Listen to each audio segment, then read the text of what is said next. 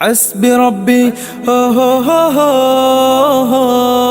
حسبي ربي جل الله ما في قلبي غير الله لا إله إلا الله محمد رسول الله তুমি ছাড়া মাবুদ আমি ঠিকানা বিহীন।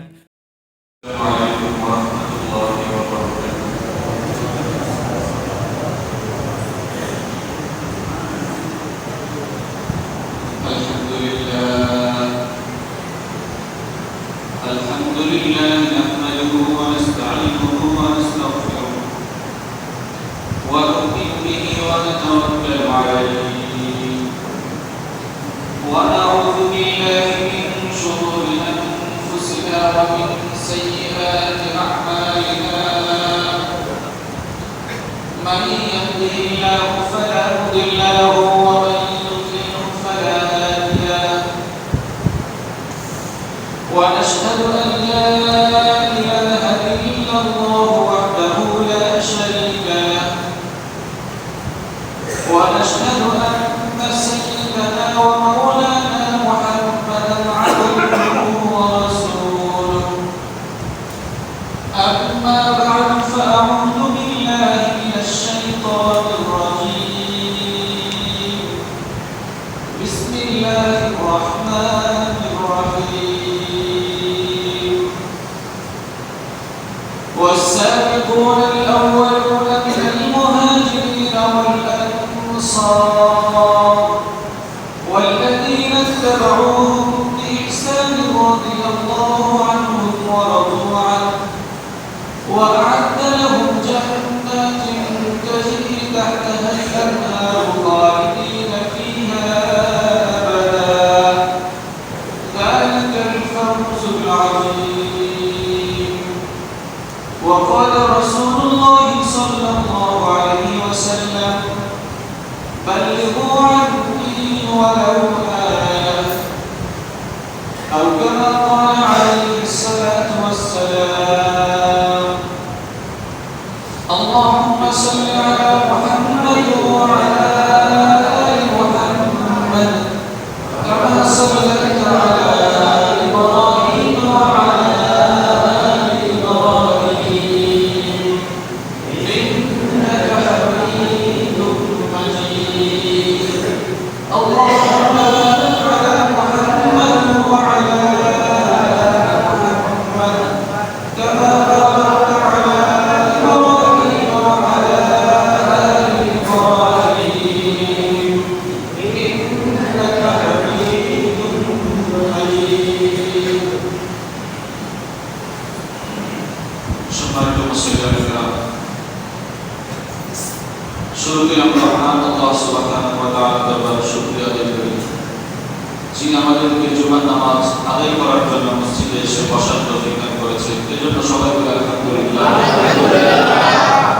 সম্মানিত মুসলিম দীর্ঘ কয়েক সপ্তাহ থেকে নিয়ে আমাদের ধারাবাহিক আলোচনা চলতেছিল যে সাহাবায়ে কেরাম যেভাবে তাদের জীবনকে ধন্য করেছেন, জীবনকে পরিচালিত করে রাসূলুল্লাহ সাল্লাল্লাহু আলাইহি ওয়াসাল্লামের অনুসরণে তাদের জীবন যাপন করে জীবনকে সাজিয়েছেন, সফল হয়েছে। ওইভাবে আমরা কি করে আমাদের জীবনটাকে সাজাতে পারি? সাহাবায়ে কেরামের ব্যক্তি জীবন কেমন ছিল, আমাদের ব্যক্তি জীবন কেমন? সাহাবায়ে কেরামের পারিবারিক জীবন কেমন ছিল, আমাদের পারিবারিক জীবন কেমন? সাহাবায়ে কেরামের রাষ্ট্রীয় জীবন কেমন ছিল, আমাদের রাষ্ট্রীয় জীবন কেমন? সাহাবায়ে কেরামের কর্মজীবন কেমন ছিল, আমাদের কর্মজীবন কেমন? এরকম আরো যতগুলো বিষয় আছে, সকল বিষয়ে সাহাবাদের সাথে আমাদের ব্যবধান কোথায়? সাহাবারা কি জন্য সফল আর আমরা কি জন্য বিফল? কি করে আমরা সাহাবাদের মতো করে তাদের অনুসরণ করি? তারা যেভাবে সফল হয়েছে আমরা সেরকম তাদের মতো না পারি সফল যাতে হতে পারে, এই বিষয় নিয়ে গত কয়েক সপ্তাহ মোটামুটি আলোচনা হয়েছে। এই সপ্তাহেও এই বিষয়ে টুকটাক কিছু আলোচনার উদ্দেশ্য ছিল। তবে মসজিদে এসে একটা খুশির সংবাদ পাইলাম যে আমাদের মসজিদে আল্লাহর কিছু মেহমান দিনের দাওয়াত নিয়ে আমাদের মসজিদে আগমন করেছে।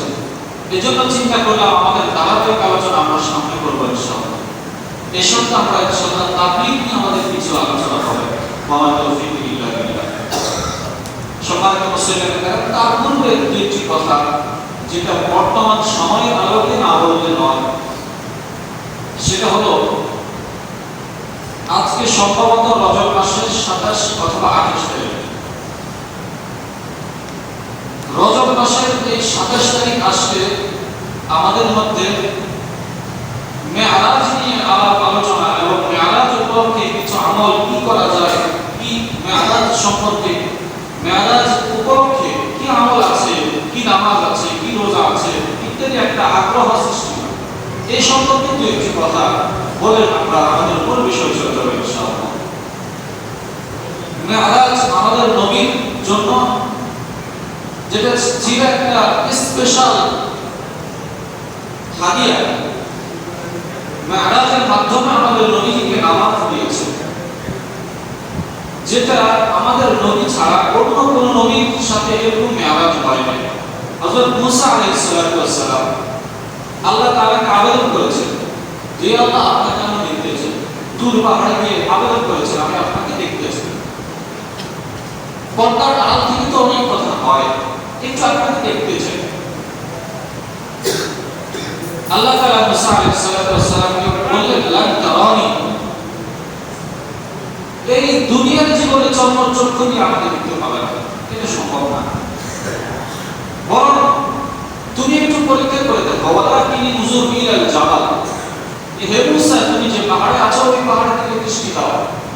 ফাইন ইসতাকাররা মাকানাহু ফাসাউফা তারানি, যদি তুমি আমার পাহাড় স্থির থাকতে পারো, সবকিছু স্থির থাকে, তাহলে বুঝতে পারবা তোমার চর্মচক্ষুতে আমাকে দুনিয়াতেই দেখা সম্ভব, ওই শক্তি তোমার আছে।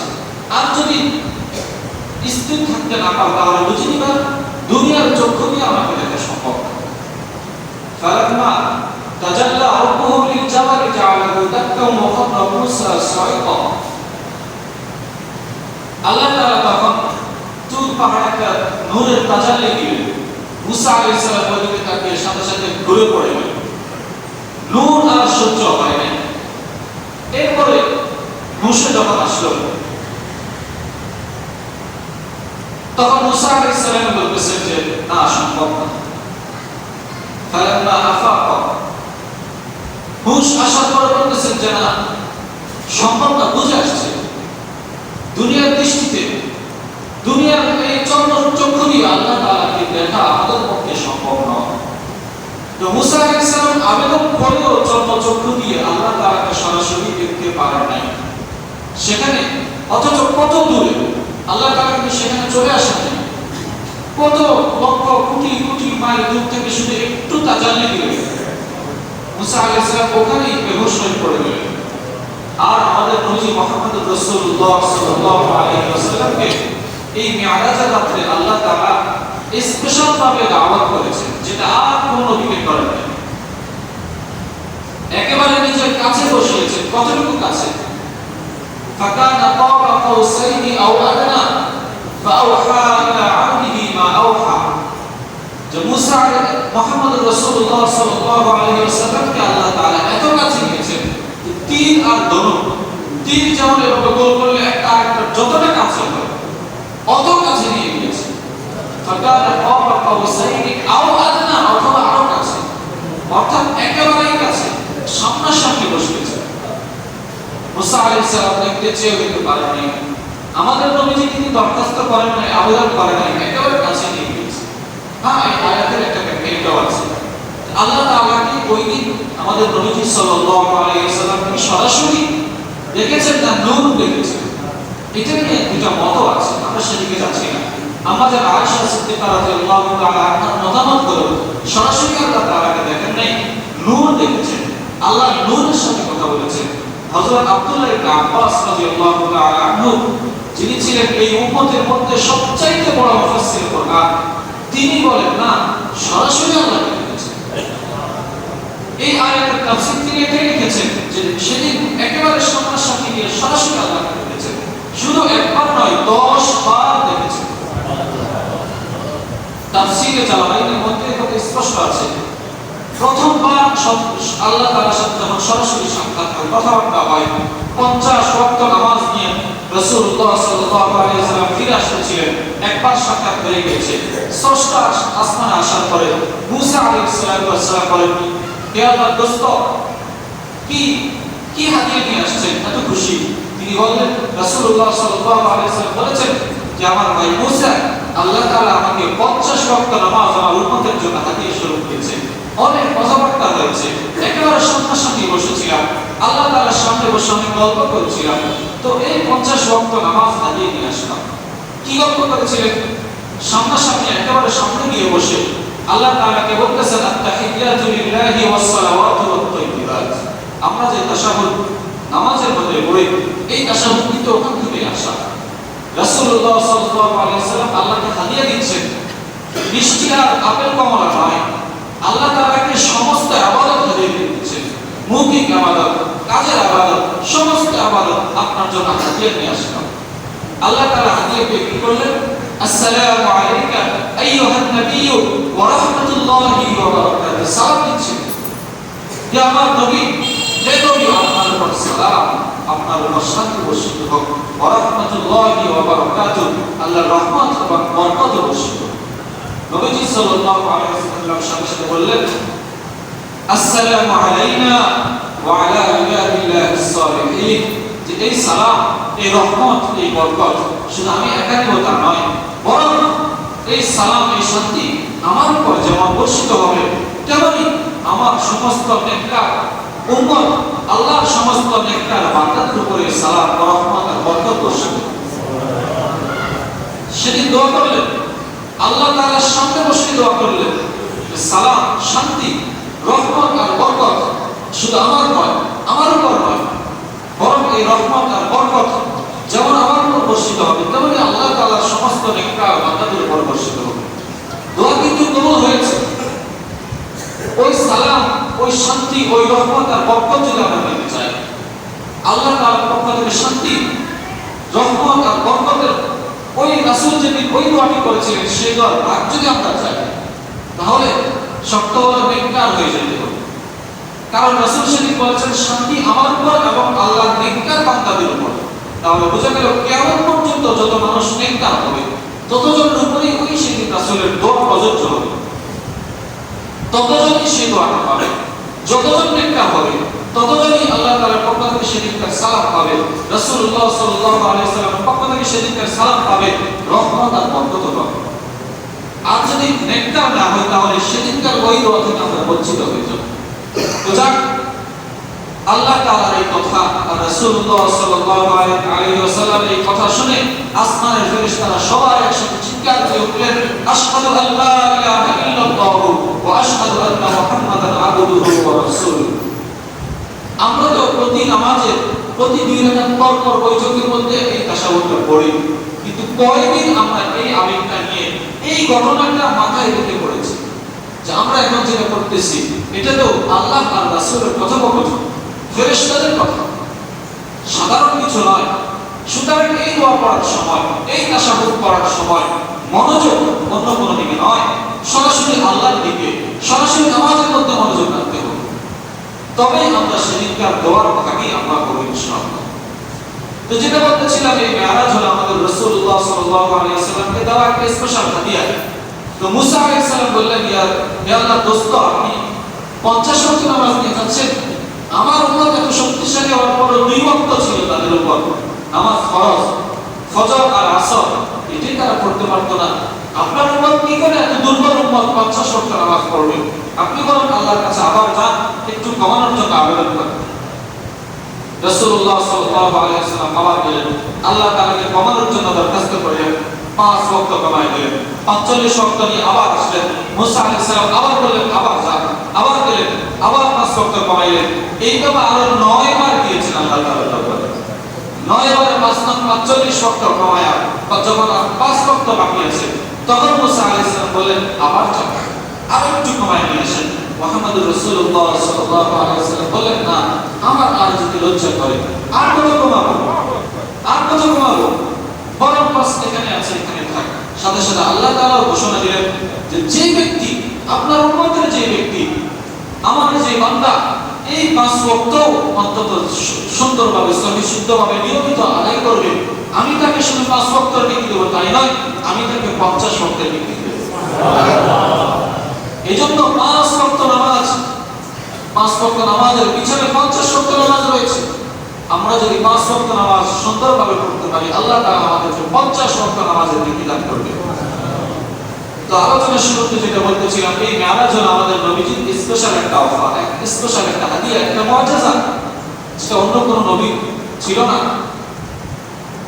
এই মেরাজ যখন আসে, এই দিবসটা, এই সময়টা যখন আসে, তখন আমাদের মধ্যে অনেক কি করব, কি আমাদের মাধ্যমে এই মেরাজটা পালন করবে, আমার একটা আগ্রহ সৃষ্টি হয়। এই জন্য আজকে সামান্য কয়েকটি কথা বলা। মেরাজ সম্পর্কে, মেরাজের তারিখ সম্পর্কে ঐতিহাসিকদের মধ্যে অনেক মতামত রয়েছে। মেরাজ হয়েছে এতে কারো কোনো সন্দেহ নেই। কেউ যদি সন্দেহ করে, কোরআনে স্পষ্টভাবে বর্ণিত হয়েছে ইসরার কথা, সুবহানাল্লাযী আসরা বিআবদিহি লাইলাম মিনাল মাসজিদিল হারাম ইলাল মাসজিদিল আকসা আল্লাযী বারাকনা হাওলাহু লিনুরিয়াহু মিন আয়াতিনা।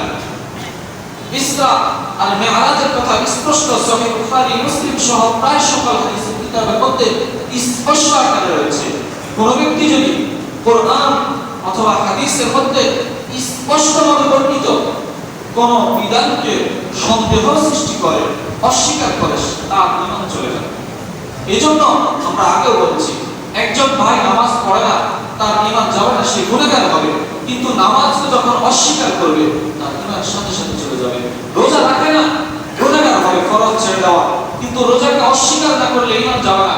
কিন্তু রোজা নামাজ বিধানকে যদি অস্বীকার করে, ঠাট্টা করে, তার ঈমান চলে যাবে।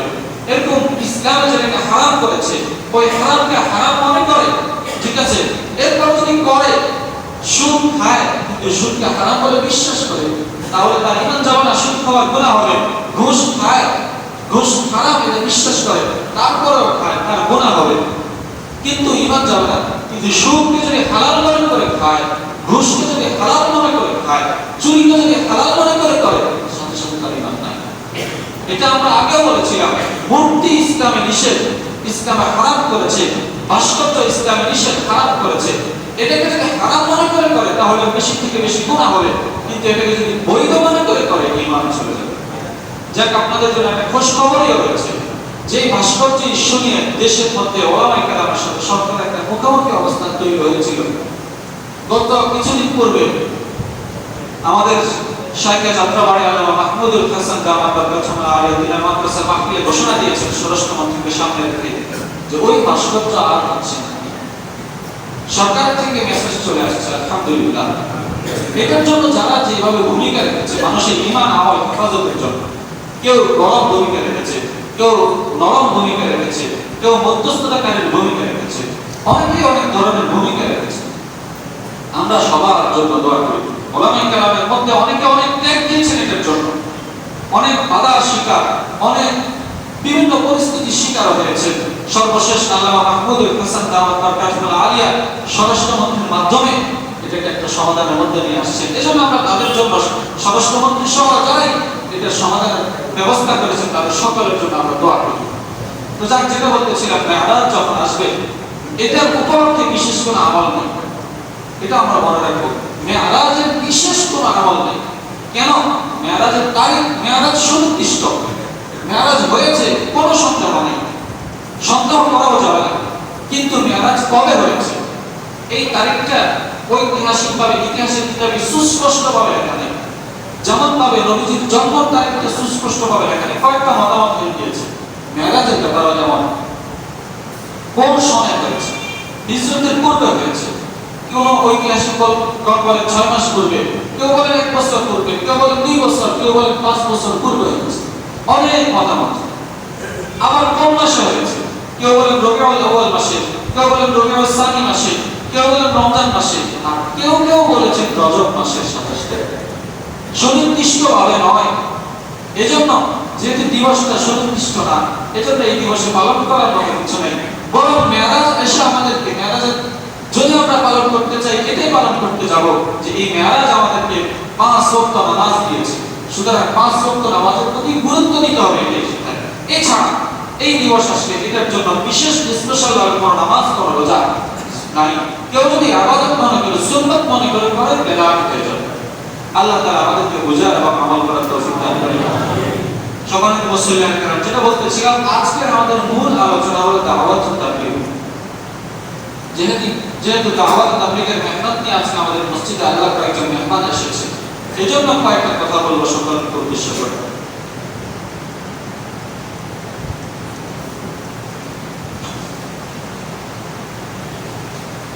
সম্মানিত মুসলিম کرام, দাওয়াত তাবলীগ এমন একটি মেহনত যে মেহনত হযরত আদম আলাইহিস সালাম থেকে নিয়ে মুহাম্মদুর রাসূলুল্লাহ সাল্লাল্লাহু আলাইহি ওয়াসাল্লাম পর্যন্ত সমস্ত নবীরা করেছেন।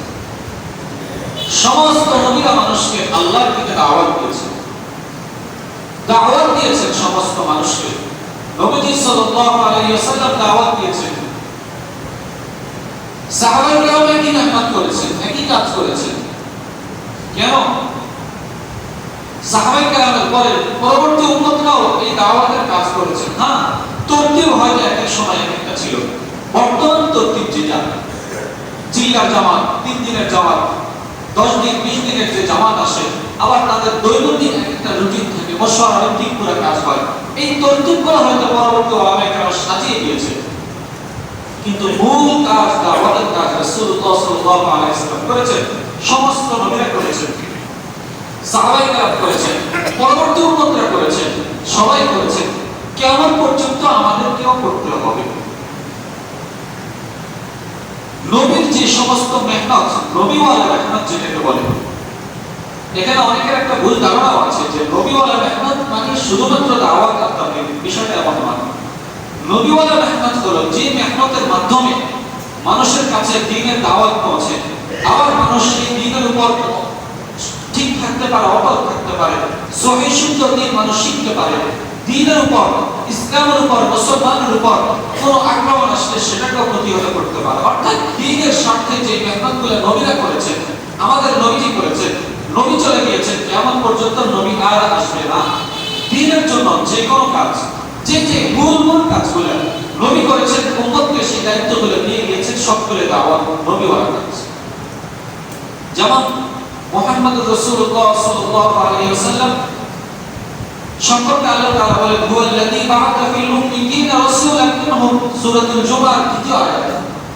হুয়াল্লাযী বা'আথা ফিল উম্মিয়িনা রাসূলান মিনহুম ইয়াতলু আলাইহিম আয়াতিহি ওয়া ইউযাক্কিহিম ওয়া ইউআল্লিমুহুমুল কিতাবা ওয়াল হিকমা। যে আল্লাহ যিনি তোমাদের মধ্যে এমন একজন রাসূল পাঠিয়েছেন, যিনি তোমাদের মাঝে কোরআন তিলাওয়াত করে তোমাদেরকে শোনাবে। তাহলে এটা একটা নবীওয়ালা কাজ। ওয়া ইউযাক্কিহিম, এবং মানুষের আত্মশুদ্ধির মেহনত করবে, এটাও একটা নবীওয়ালা কাজ। কোরআন তিলাওয়াত করে শোনাবেন মানে কোরআন শিক্ষা দিবেন। ওয়া ইউআল্লিমুহুমুল কিতাবা ওয়াল হিকমা, মানুষকে কোরআন কিতাবুল্লাহ শিখাবেন, হিকমত অর্থাৎ এর ব্যাখ্যা বিশ্লেষণ দিয়ে বিষয়, যাবতীয় বিষয় মানুষকে শিখাবেন, এটাও একটা নবীওয়ালা কাজ। তাহলে দ্বীন শিখানো, কোরআন শিখানো, দ্বীনের ব্যাখ্যা বিশ্লেষণ মানুষকে শিখানো, এটাও নবীওয়ালা কাজ। মানুষের আত্মশুদ্ধির মেহনত, খানকাহি যে মেহনতগুলো হয়, মানুষের আত্মার ইসলামের জন্য যে কাজগুলো হয়, মানুষ একজন শাইখের দরবারে গিয়ে নিজের আত্মশুদ্ধি করে, এটাও একটা নবীওয়ালা কাজ। আবার দ্বীনের জন্য যে কোনো ধরনের যে কোনো ত্যাগ স্বীকার করা, এটাও একটা নবীওয়ালা কাজ। দ্বীনের জন্য কুল হাদিহি সাবিলি আদউ ইলাল্লাহ, হাদিহি সাবিলি, এভাবে আপনি বলেন যে এই যে মানুষকে দ্বীনের পথে ডাকা, এটা আমার কাজ, এটাই আমার দায়িত্ব। তাহলে মানুষকে দ্বীনের পথে ডাকা, আহ্বান করা, মানুষের দ্বারা দাঁড়িয়ে দাওয়াত পৌঁছে দেওয়া, এটাও একটা দ্বীনের কাজ, এটাও একটা নবীওয়ালা কাজ।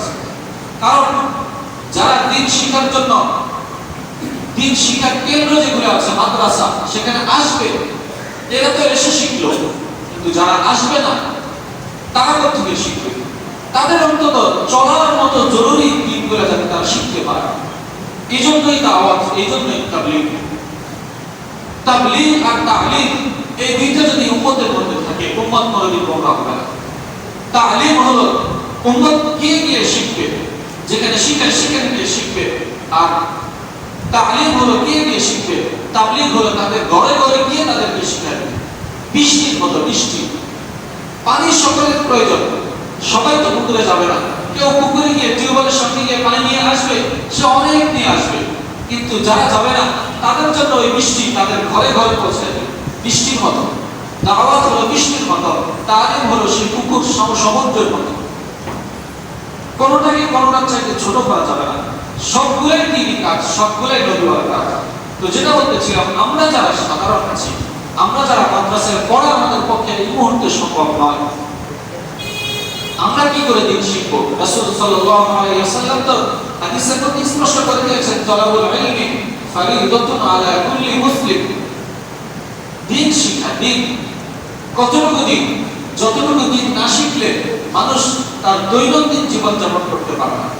দৈনন্দিন জীবন যাপন করতে গিয়ে নামাজ পড়তে হয়, ওযু গোসল করতে হয়, রোজা রাখতে হয়, এই টুকটাক জরুরত যতটুকু, যেটা না হলে নয়, এতটুকু দিন ইলম শিক্ষা করা প্রত্যেকের জন্য ফরজ। এখানে ব্যাখ্যা দিলে চলবে না যে এই মাসআলা জানি না তো অমুক থেকে শিখে নেব, দুই চারজন জানলে চলবে, সেটা হলো এর পরের ইলম, এর অতিরিক্ত না। কিন্তু যতটুকু না হলে নয়, অতটুকু সবাইকে শিখতে হবে।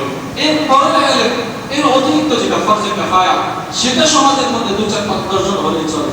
কিন্তু যেটা না হলে নয়, আপনি নামাজে দাঁড়িয়েছেন, নামাজের মধ্যে আপনার একটা ভুল হয়ে গেছে, এই মুহূর্তে আপনি তাকে জিজ্ঞাসা করুন। সবসময় তো একজনকে জিজ্ঞাসা করার মতো পাওয়া যায় না। এই জন্য জরুরতের দিক যতটুকু, যেটা না হলে নয়, অতটুকু তো আমাদের সকলকে শিখতে হবে। যদি না শিখি, তো না শিখার কারণে আমাদের কত মানুষের নামাজ আজকে নষ্ট হয়ে যাচ্ছে, খবর নাই। সূরা কেরাত সহিহ নাই, আমার খবর নাই। আমার এই কেরাত দিয়ে, এই সূরা দিয়ে যে নামাজ হবে না, এই খবরটাও আমার নাই। তো এই শিক্ষাটা কে দিবে? কোথায় গিয়ে শিখবো? এটার জন্য ওলামায়ে কেরাম, হযরত মাওলানা ইলিয়াস রাহমাতুল্লাহি আলাইহি দিলের মধ্যে আল্লাহ তাআলা ঢেলেছেন। তিনি আমাদের জন্য দাওয়াত তাবলীগের মেহনত আগেও ছিল, কিন্তু এই তরতিবওয়ালা, এই তরতিবটা ছিল না। তিনি আমাদের কাছে সেই তরতিবটা দিয়ে গিয়েছেন, যার জন্য এই মেহনতটা অনেক ব্যাপক হয়েছে। আমার আপনার ঘরে ঘরে দাওয়াত নিয়ে উম্মত আজকে আসতেছে, দাঈ ভাইরা আমাদের ঘরে ঘরে আসতেছে, ওই ইলিয়াস সাহেব রাহমাতুল্লাহি আলাইহি মেহনতের বদৌলতে। এজন্য আমরা যারা মাদ্রাসায় পড়ি নাই, এখন আর পড়ার বয়স নেই, সুযোগ নেই, আমরা দিন থেকে শিখবো। আমাদেরকে দিন শিখানোর জন্যই আজকে এই জামাত আমাদের মসজিদে আসছে। আমাদেরকে দিনের কথা পৌঁছে দেওয়ার জন্য দিন শিখতে হবে, দিন জানতে হবে, দিন মানতে হবে, দিন অনুযায়ী চলতে হবে।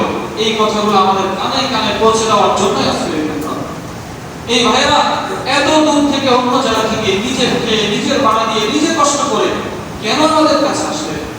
কি তাদের ঠিকলো, কি প্রয়োজন ছিল তাদের? তাদের একটাই প্রয়োজন, তারা এক জায়গায় থাকা, যে জায়গায় আমরাও থাকা। কোথায়? একটা জিনিস চিন্তা করেন, সংক্ষেপে বলে শেষ করছি। আমাদের আগের উম্মত যারা ছিল, তাদের দায়িত্ব ছিল দুইটা, একটা হলো আল্লাহকে চিনো আর দিন মেনে চলো, বাস এই শেষ। আল্লাহকে চিনো আর দিন মেনে চলো। তাদের কাছে যে ধর্ম আসছে, ওই ধর্ম নিজে মানা, বাস শেষ। ইবাদত করো, আমল করো, এই পর্যন্তই, আর দায়িত্ব নেই। মানুষের কাছে কাছে দ্বীনের দাওয়াত দিবে, এই দায়িত্ব তাদের ছিল না, উম্মতের ছিল না, সেটা ছিল নবীদের। নবীরা দায়িত্ব দাওয়াত দিত মানুষকে, নবীরা ছাড়া। খ্রিস্ট ধর্মের বাইবেলের মধ্যে এখনো লেখা আছে যে তাদের ধর্মের দিকে আহ্বান করার দায়িত্ব শুধুমাত্র নবীর ছিল, উম্মতের নাই। এটা এখনো লেখা আছে। তো যাক, পূর্বের উম্মতদের, নতুন উম্মতকে দিন শিখানো, দিনের দাওয়াত দেওয়া, দিনের পথে আহ্বান করা, এই দায়িত্ব কোনো উম্মতের ছিল না, এই দায়িত্ব ছিল নবীদের। কিন্তু আমাদের নবীর উম্মতের দায়িত্ব আল্লাহকে চিনা, পাশাপাশি দিন মেনে চলা, ইবাদত করা, আমল করা। তৃতীয় দায়িত্ব হলো অন্যকেও দাওয়াত দেওয়া। কেন জানেন? অন্য কোন নবীর উম্মতকে কিন্তু শ্রেষ্ঠ উম্মত বলেনি, আমাদেরকে বলেছে তোমরা শ্রেষ্ঠ উম্মত। কুনতুম খায়রা উম্মাতিন উখরিজাত লিন-নাস, তোমাদেরকে শ্রেষ্ঠ উম্মত বানিয়ে পাঠানো হয়েছে, মানুষের জন্য বের করে দেওয়া হয়েছে। তোমরা শ্রেষ্ঠ। কার জন্য শ্রেষ্ঠ? কি জন্য শ্রেষ্ঠ? কারণ নাই। কারণটা হলো এটা, তা'মুরুনা বিল মা'রুফি ওয়া তানহাউনা আনিল মুনকার। তোমরা মানুষকে সৎ কাজের আহ্বান করবে, অসৎ কাজ থেকে নিষেধ করবে। এই জন্যই তোমরা শ্রেষ্ঠ। এই দায়িত্বটা অন্য উম্মতের ছিল না, তাই তাদেরকে শ্রেষ্ঠ বলা হয় নাই। এই দায়িত্ব তোমাদের, এজন্য তোমরা শ্রেষ্ঠ। কারণ এই দায়িত্বের কারণেই নবীরা নবী হয়েছে। আজকে তোমরা নবী না, ঠিক আছে, কিন্তু নবীদের এই দায়িত্ব তোমাদের দেওয়া হয়েছে, এই দায়িত্ব তোমরা যদি পালন করো তোমরাও শ্রেষ্ঠ। সুতরাং যেই কারণে শ্রেষ্ঠ হয় সেই কারণটা যদি আপনি পালন না করেন তাহলে আপনার শ্রেষ্ঠত্বের মর্যাদা কিন্তু থাকবে না। বিয়ে বাড়িতে জামাই তার এত মর্যাদা কেন? সে বিয়ে করবে, তাদের কন্যাকে বিয়ে করে নিয়ে যাবে, এই জন্যই তো তার এত দাম, এত মর্যাদা, এত আদর, এত কদর। সে যদি বলে আমি বিয়ে করবো না, খাইলাম খেলাম না, তাহলে কি তাকে এত আদর কদর করবে? পুলিশ দিয়ে ধরাই দিবে। তাহলে যে উদ্দেশ্যে যে কারণে তোমার এত দাম সেটাকে যদি কদর করো তোমার দাম আরো বাড়বে। যে উদ্দেশ্যে তোমার যে কারণে তোমার দাম বেড়েছে সেটাকে যদি কদর না করো তোমার দাম তো কমবে কমবে, বরং বিপদ আরো বাড়বে। এজন্য আমাদের দাম তখন বাড়বে আমরা যখন আমাদেরকে শ্রেষ্ঠ করা হয়েছে উম্মতের কাছে দাওয়াত দেওয়ার জন্য, সত্য কথাগুলো উম্মতকে পৌঁছে দেওয়ার জন্য, সৎ কাজের আদেশ অসৎ কাজের নিষেধ এই দায়িত্ব দিয়ে আমাদেরকে শ্রেষ্ঠ করা হয়েছে। এই দায়িত্বটা যদি আমরা পালন করি তাহলে আমরা হবে শ্রেষ্ঠ উম্মত, বরং শ্রেষ্ঠত্ব আমাদের আরো বাড়তেই বাড়তেই। আর যদি এই দায়িত্ব পালন না করি তাহলে আমাদেরকে আসরের মাঠে পাকড়াও করা হবে। তোমার ঘরের পাশে যে নামাজ ছিল, তোমার ঘরের পাশের ভাই, তোমার পাশের গ্রামের আরেক মুসলমান কালিমাও জানতো না, একজনকে জিজ্ঞাসা করতেছে শেষ নবীকে, তোমাদের নবীকে বা শেষ নবী ওনার নাম কি? আবার কালিমা জিজ্ঞাসা করতেছে, পারে না। আমাদের দেশের মুসলমান আমাদের আশপাশেও কিন্তু খুঁজতে পাবে না। এদের সম্পর্কে কি আমাদের আমার আপনার কোনো দায়িত্ব নাই? অবশ্যই আছে। যদি সেই দায়িত্ব পালন না করি রোজ হাসরের মাঠে তারাই আল্লাহর দরবারে আমাদেরকে আটকে দেবে। আল্লাহ তারা নিজে নিজে মানছে চলছে, নিজে নিজে নামাজ পড়ছে, আমাদেরকে করে দিবে, সে আমাদের ঘরে এসে বলে যায় না। সুতরাং জাহান্নাম শুধু আমাদেরকে না ওদেরকে সব পাঠানো। এই জন্য শ্রেষ্ঠ তখনই থাকবো যখন এই দায়িত্বটা পালন করবো। তো এই দায়িত্ব সম্পর্কেই আজকে আমাদেরকে বোঝানোর জন্য, কথা বলার জন্য, এই দায়িত্ব পালন করার জন্য তো তারা সফর করে আমাদের মসজিদে আসছেন। আমরা যারা আছি আমরাও কি এই দায়িত্ব পালন করার জন্য সফর করে আরেকখানে গিয়ে করতে রাজি আছি তো? আল্লাহ তাআলা আমাদের সবাইকে কবুল করেন। ওয়া আখিরু দাওয়ানা আলহামদুলিল্লাহি রাব্বিল আলামিন। অল্প সময় কিছু কথা